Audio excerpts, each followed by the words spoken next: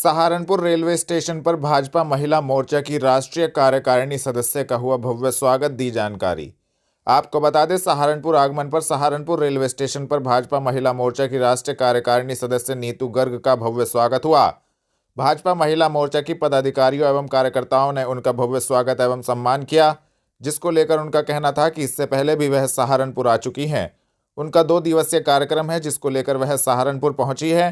इस संबंध में नीतू गर्ग ने संबंधित जानकारी भी दी।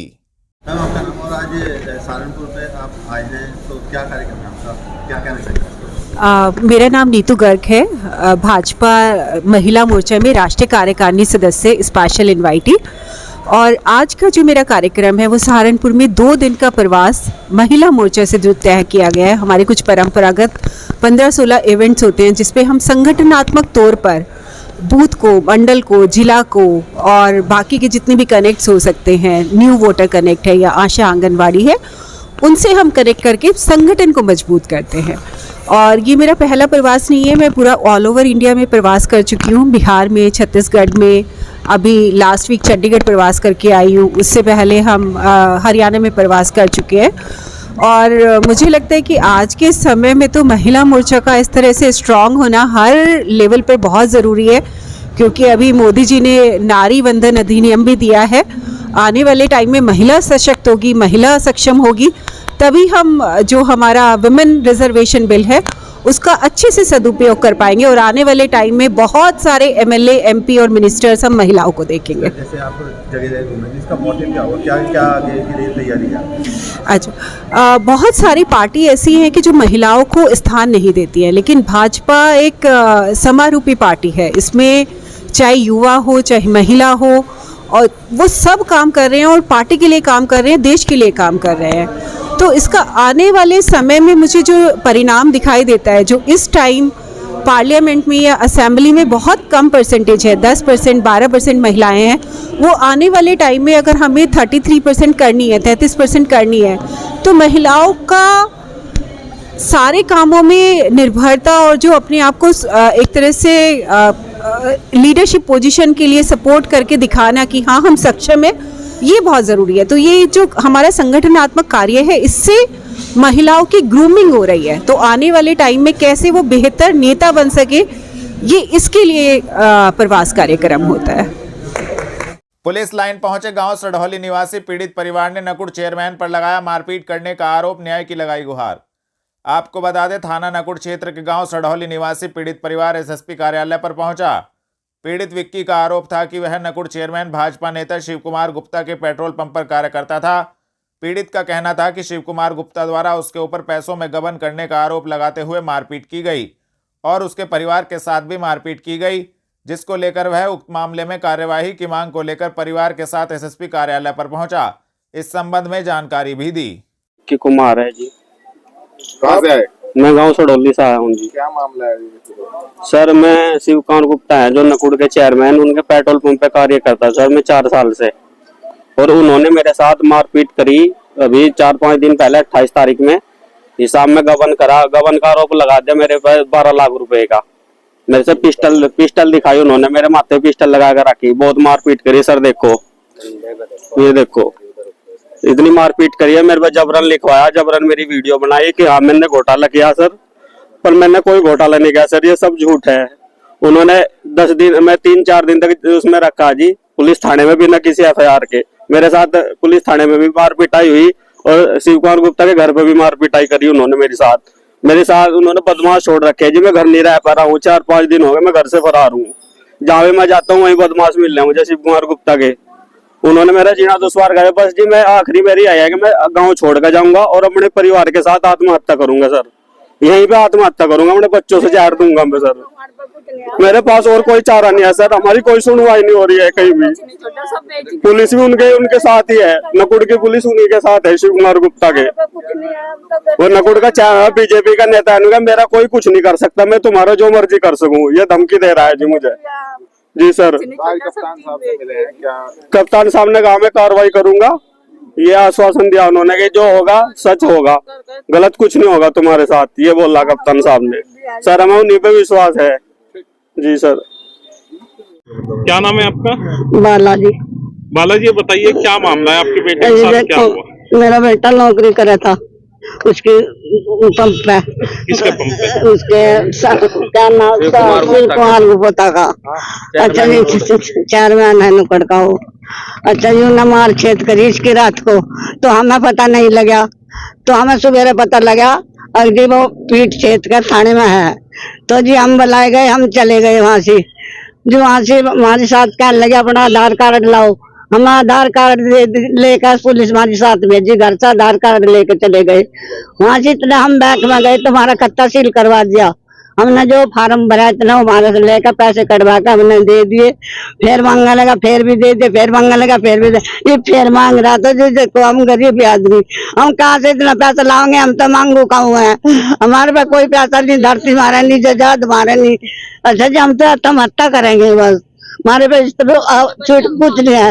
हम अपने बच्चों ने कहा लेके जाओ, हमारे जरा जरा से बच्चे हैं। कितना पैसा दे चुके? 15 लाख दे दिया हमें तो। और कितने मांग रहे? 5 लाख और मांग रहा। ये किस चीज का पैसा?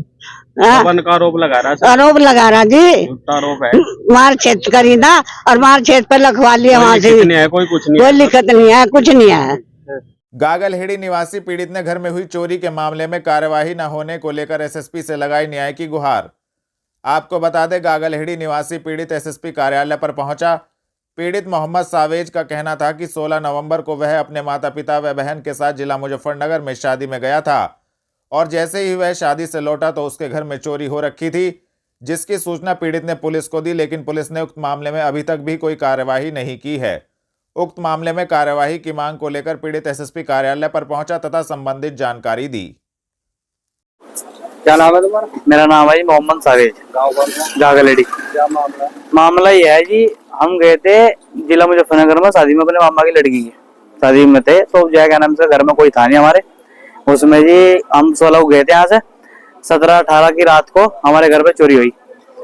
जय क्या नाम इसके, इसमें 2,54,000 रुपये नगद थे, 7 तोला सोना था, 3.25 किलो चांदी थी। और जी फिर हमने जाकर वहाँ पे थाने में रिपोर्ट दर्ज कराई। पुलिस वाले कोई कार्रवाई नहीं कर रहे। हमने 1-2 का नाम भी खोल ले तो उसमें भी कोई कार्रवाई कुछ नहीं हो रही वहाँ पे। फिर हम यहाँ पे, जब वहाँ पे कुछ कार्रवाई नहीं हुई, हम फिर यहाँ पे कप्तान जी यहाँ पे आए। क्या चाहते हैं? अभी यही चाहते हैं बस, जब मतलब इंसाफ मिला हमें और वो हमारी जो चीज बरामद हो उसकी वो मिला हमें। ग्राम बीतिया के पास मिला अज्ञात युवती का शव। थाना कुतुबशेर पुलिस ने शव को कब्जे में लेकर पोस्टमार्टम हेतु भिजवाया। आपको बता दें, थाना कुतुबशेर क्षेत्र अंतर्गत ग्राम बीतिया के पास अज्ञात युवती का शव मिलने से क्षेत्र में सनसनी फैल गई, जिसकी सूचना स्थानीय लोगों ने थाना कुतुबशेर पुलिस को दी। मौके पर पहुंची पुलिस ने शव को कब्जे में लेकर पोस्टमार्टम हेतु भिजवा दिया है और युवती की शिनाख्त की जा रही है। पुलिस ने मामले की जांच भी शुरू कर दी है। Saharanpur railway station platform number 1 से थाना जीआरपी पुलिस ने 2 शातिर चोरों को किया गिरफ्तार की कार्रवाई। आपको बता दें, पुलिस अधीक्षक रेलवे अनुभाग मुरादाबाद आशुतोष शुक्ल के निर्देशन में चलाए जा रहे अभियान के अंतर्गत थाना जीआरपी पुलिस को बड़ी सफलता हाथ लगी है। थाना जीआरपी पुलिस ने Saharanpur railway station platform number 1 से 2 शातिर चोर मनोज कोरी एवं संदीप को गिरफ्तार करने में महत्वपूर्ण सफलता प्राप्त की है, जिनके कब्जे से 1930 रुपये नगद एवं एक मोबाइल फोन बरामद किया गया। संबंधित धाराओं में कार्यवाही करते हुए दोनों चोरों को माननीय न्यायालय के समक्ष पेश किया गया है। गिरफ्तार करने वाली टीम में उप निरीक्षक तारिक वसीम, उप निरीक्षक नरेंद्र पाल सिंह, हेड कांस्टेबल मनोज कुमार मौजूद रहे। जनमंच सभागार में नियमों पर आधारित प्रस्तुतियों के माध्यम से किया गया द्वितीय सड़क सुरक्षा पखवाड़ा का शुभारंभ, दिलाई गई शपथ। आपको बता दें, राज्य मंत्री लोक निर्माण विभाग कुंवर ब्रजेश सिंह की उपस्थिति में जनमंच सभागार में द्वितीय सड़क सुरक्षा पखवाड़ा कार्यक्रम का शुभारंभ किया गया। कार्यक्रम में राज्य मंत्री लोक निर्माण विभाग कुंवर ब्रजेश सिंह, जिलाधिकारी डॉक्टर दिनेश चंद्र एवं वरिष्ठ पुलिस अधीक्षक डॉक्टर विपिन ताड़ा ने सभागार में उपस्थित सभी लोगों से यातायात के नियमों का पालन करने की शपथ दिलाई। कार्यक्रम में संभागीय परिवहन कार्यालय के अधिकारी द्वारा राज्य मंत्री व अन्य सभी अतिथियों का शॉल ओढ़ाकर व स्मृति चिन्ह देकर सम्मान किया गया। परिवहन विभाग के तत्वावधान में 31 दिसंबर तक मनाए जाने वाले द्वितीय सड़क सुरक्षा पखवाड़ा के उद्घाटन समारोह के दौरान विभिन्न स्कूलों के बच्चों द्वारा सड़क सुरक्षा पर आधारित प्रस्तुतियों के माध्यम से लोगों को यातायात के नियमों के पालन के प्रति जागरूक किया गया। इस दौरान लोक निर्माण विभाग राज्य मंत्री कुंवर ब्रजेश सिंह ने कहा, हमारे देश में जितनी मौतें सड़क दुर्घटनाओं में होती हैं उतनी बीमारी से नहीं होती। उन्होंने कहा कि लगभग 70% घटनाएं ओवर स्पीड के कारण होती हैं, जिनमें लाखों लोग मौत का शिकार होते हैं। विदेशों में सड़क दुर्घटनाओं की दर मात्र 1% है। वर्तमान समय में अमेरिका जैसे देश एक और जहां अन्य ग्रहों पर जीवन तलाश कर रहे हैं, वहीं हमारे देश में हमें लोगों को हेलमेट पहनने के लिए भी जागरूक करना पड़ता है। उन्होंने कहा कि सड़क दुर्घटना में एक व्यक्ति की मौत होती है, परंतु उसके पूरे परिवार के सदस्यों के सपने चूर चूर हो जाते हैं। उत्तर प्रदेश के यशस्वी मुख्यमंत्री योगी आदित्यनाथ जी के मार्गदर्शन में हम लोग प्रत्येक वर्ष 2 बार इस सड़क सुरक्षा पखवाड़े का आयोजन करते हैं। इसका उद्देश्य केवल ये है कि देश के अंदर अन्य देशों की तुलना में जो सड़क दुर्घटना में मरने वाले लोगों की जो मृत्यु दर है वो हमारे देश में और देशों से ज़्यादा है। और मेरा ये मानना है कि किसी परिवार की सड़क दुर्घटना में किसी व्यक्ति की जब मृत्यु होती है तो केवल वो व्यक्ति की मृत्यु नहीं होती है, उसका पूरा परिवार टूटता है और उसका प्रभाव पूरे परिवार पर पड़ता है। तो वो मौतों में कमी आए और जो अगली पीढ़ी है छात्र और छात्राओं की, नौजवानों की, विशेष रूप से 15 से 25 वर्ष तक की आयु के जो लोग हैं जिनका गति पे कम नियंत्रण रहता है, उन सब को हम जागरूक कर सकें और उन के अंदर एक नई जागरूकता ला करके अपने परिवारों के प्रति, अपने माता पिता के प्रति वो जिम्मेदारियों का निर्वहन के अपने कर्तव्य को समझ सकें। इस नाते हम प्रत्येक वर्ष 2 बार वर्ष में इन पखवाड़े का आयोजन करते हैं। हमारे तीनों विभाग के लोग, चाहे उसमें परिवहन विभाग हो, चाहे उसमें हमारा विभाग हो, चाहे हमारा गृह विभाग हो, इसके माध्यम से विभिन्न विद्यालयों में, महाविद्यालयों में जाकर के छात्र और छात्राओं के बीच में जाकर के संवाद करते हैं। और यही एकमात्र उद्देश्य है कि हमारे देश के अंदर सड़क दुर्घटना में होने वाली मृत्युओं के बीच में हम कमी ला सकें। सर, देखा जाता है कि लगातार जो है ओवरलोड वाहन से ज़्यादा ही दुर्घटना होती है, तो क्या इन पर भी कुछ रोक लगेगी? देखिए, शासन की नीतियों के अंतर्गत ओवरलोड की जितनी सीमा है उस सीमा से ज़्यादा लोड ले जाने की अनुमति कोई भी शासन प्रशासन नहीं देता है। फिर भी यदि कोई ऐसा मामला संज्ञान में आएगा तो हमारे तीनों विभाग मिलकर के उस पर कार्रवाई करेंगे। सर, 20 तारीख से जो है कांग्रेस जो है कि यूपी जोड़ो यात्रा शुरू करने वाली है, इसकी क्या शुरुआत होगी, क्या करेंगे? वो भारत जोड़ो कर चुके, उसका जो परिणाम आया है अभी मात्र 10 दिन पहले वो आप सबके सामने है। तो अब वो कौन सा जोड़ना चाहते हैं और कौन सा तोड़ना चाहते हैं ये उनके नेताओं से पूछिए। पहले वो अपने गठबंधन को जोड़ने का प्रयास कर लें। यात्राओं का प्रभाव अब इस देश और प्रदेश की जनता पर नहीं पड़ने वाला है। 3 राज्यों की जनता ने देश के यशस्वी प्रधानमंत्री, जो विश्व का सबसे लोकप्रिय नेतृत्व है, वो हमारे पास है और उस नेतृत्व में वहाँ की 3 राज्यों की जनता ने आस्था व्यक्त की है। हम बड़े विश्वास के साथ कहते हैं कि हम विगत 2019 के चुनाव से ज़्यादा सीटें जीत करके फिर से देश के यशस्वी प्रधानमंत्री नरेंद्र मोदी जी के नेतृत्व में 2024 में देश के अंदर अपनी सरकार बनाएंगे। सर, तीनों राज्यों की आप बात कर रहे हैं, वहाँ पर भारतीय जनता पार्टी जीती है, तो वही विपक्ष कह रहा है कि ईवीएम पे सवाल खड़े कर रहा है। जब ये किसी प्रदेश में जीतते हैं तो ईवीएम इनको अच्छी लगती है, जिस प्रदेश में ये पराजित हो जाते हैं वहाँ इनको ईवीएम पे सवाल उठाने का मौका मिल जाता है। देश की जनता ही है ना, जवाब हर जगह देना जानती है। ठीक, थैंक यू। वार्ड 12 एवं वार्ड 10 में विकसित भारत संकल्प यात्रा के तहत कार्यक्रम हुआ आयोजित, दिलाई गई पंच प्रण की शपथ। आपको बता दें, विकसित भारत संकल्प यात्रा का वार्ड 12 व वार्ड 10 में क्षेत्र की महिलाओं पुरुषों ने बड़े उत्साह से जोरदार स्वागत किया। वीडियो वैन के जरिए जहां लोगों को केंद्र सरकार की प्रमुख 17 योजनाओं की जानकारी दी गई, वहीं वक्ताओं ने योजनाओं की जानकारी देकर उनका लाभ उठाने का आह्वान किया। पीएम स्वनिधि व प्रधानमंत्री आवास योजना के अनेक लाभार्थियों को प्रमाण पत्र भी वितरित किए गए। गर्भवती महिलाओं की गोद भराई कराने के अलावा शिशुओं का अन्नप्राशन भी कराया गया। वार्ड 12 में नगर विधायक राजीव गुंबर तथा वार्ड 10 में महानगर महामंत्री शीतल बिश्नोई ने पंच प्रण की शपथ भी दिलाई। कलेक्ट्रेट सभागार में जिलाधिकारी की अध्यक्षता में खाद्य सुरक्षा एवं औषधि प्रशासन की जिला स्तरीय समिति की हुई बैठक, दिया आवश्यक दिशा निर्देश। आपको बता दें, जिलाधिकारी डॉक्टर दिनेश चंद्र की अध्यक्षता में कलेक्ट्रेट सभागार में खाद्य सुरक्षा एवं औषधि प्रशासन की जिला स्तरीय समिति की बैठक आहूत की गई। बैठक में जिलाधिकारी ने निर्देश दिए कि खाद्य सामग्री में किसी भी स्थिति में मिलावट न की जाए। उन्होंने संबंधित अधिकारी को जांच करने के साथ ही खाद्य पदार्थों के रखरखाव के संबंध में जन जागरूकता अभियान चलाने के निर्देश दिए।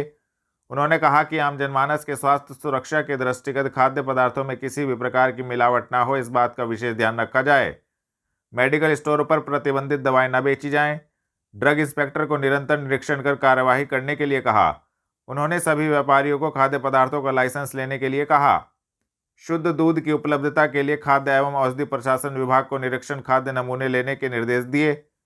खाद्य सुरक्षा एवं औषधि प्रशासन द्वारा चलाई जा रही सचल प्रयोगशाला को गांव-गांव भेजकर ग्रामवासियों को जागरूक करने के निर्देश संबंधित अधिकारियों को दिए। बैठक में डीओ पवन कुमार सहित समिति के अन्य सदस्यगण एवं व्यापारी बंधु भी उपस्थित रहे। थाना गागलहेड़ी क्षेत्र में हिंडन नदी पुल के पास 2 लड़कों को आधा दर्जन युवकों ने जमकर पीटा, वीडियो सोशल मीडिया पर वायरल। आपको बता दें, थाना गागलहेड़ी क्षेत्र में हिंडन नदी पुल के पास 2 लड़कों को आधा दर्जन युवकों ने जमकर पीटा, जिसके बाद वहां पर अफरा तफरी का माहौल बन गया। उक्त घटना का वीडियो सोशल मीडिया पर जमकर वायरल हो रहा है। मिली जानकारी के अनुसार इस स्थान पर इससे पहले भी इस तरह की घटनाएं हो चुकी हैं। तो वहीं थाना गागलहेड़ी पुलिस ने वायरल वीडियो का संज्ञान लेते हुए मामले की जांच शुरू कर दी है। श्री श्याम शाखा परिवार द्वारा आयोजित द्वितीय श्री श्याम अखाड़ा संकीर्तन बड़ी धूमधाम से मनाया गया। आपको बता दें, श्री श्याम शाखा परिवार द्वारा आयोजित द्वितीय श्री श्याम अखाड़ा संकीर्तन बड़ी धूमधाम से मनाया गया, जिसमें बाबा की पावन ज्योति पूर्व सांसद राघव लखन पाल शर्मा एवं ब्रजेश प्रजापति के द्वारा दीप प्रज्वलित कर की गई। अहमदाबाद से पधारे संकीर्तन सम्राट नंद किशोर शर्मा, नंदू भैया एवं जयपुर से पधारी स्वर्ग कोकिला उमा लहरी ने बाबा के भजनों पर सभी भक्तों को झूमने पर मजबूर कर दिया। योग गुरु स्वामी भारत भूषण जी को अयोध्या से आया बुलावा, विनम्र अंदाज से लिया भगवान राम मंदिर का न्योता। आपको बता दें, विश्व हिंदू परिषद के प्रतिनिधियों ने बेरीबाग स्थित मोक्षायतन अंतर्राष्ट्रीय योग संस्थान पहुंचकर योग गुरु पद्मश्री स्वामी भारत भूषण जी को अयोध्या में भगवान राम जन्मभूमि गर्भगृह पर नवनिर्मित राम मंदिर के प्रधानमंत्री नरेंद्र मोदी जी की मौजूदगी में होने वाले प्राण प्रतिष्ठा समारोह 22 जनवरी के कार्यक्रम का निमंत्रण दिया गया, जिस पर स्वामी भारत भूषण ने कहा कि यह निमंत्रण पत्र नहीं बल्कि मजमून कागज का वजूद तय करता है।